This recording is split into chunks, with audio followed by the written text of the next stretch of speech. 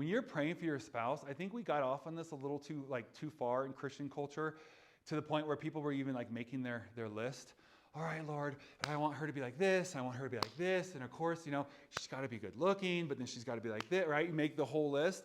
And I remember one time, one of the most profound things I ever heard, it was one of my pastors. I'll never forget this, because it applies in so many categories, even not just looking for, because I was married by the time I heard it, but it has helped shape my life, is he looked at the guy who saw some sermon on that, was praying over this list for his wife, and he showed it to the pastor. He was honestly getting annoying. He was showing all of us and talking about like how awesome his wife was going to be. And we're like, okay, dude, like we don't care anymore, like whatever.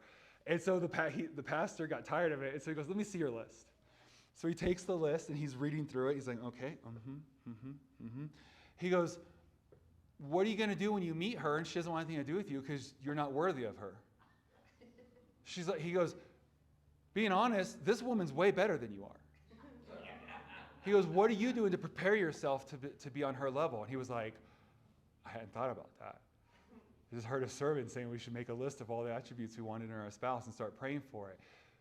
Okay, what are you doing? So when you begin to pray for your spouse, also pray for yourself, because you don't want to be out of alignment. And if you want this amazing, godly, whatever, all these things in your spouse, you have to be someone that person's actually going to want. God doesn't do mind control, okay?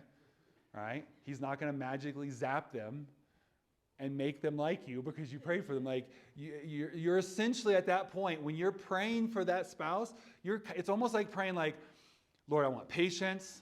Lord, I want to be courageous. Like, give me all the hard things in life to prep me, okay? So be careful. That is a good prayer, but be ready to begin developing, because when you get that list of who you want your wife or your husband to be, you got to be the equal counterpart to them. So then now you think, okay, let me reverse engineer this.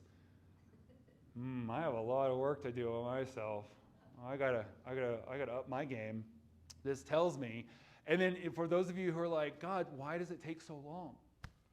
I've been praying for years for my spouse.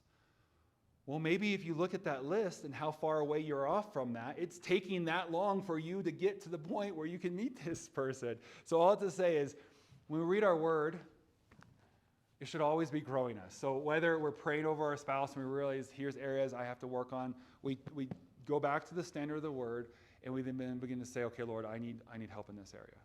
I need to work on this.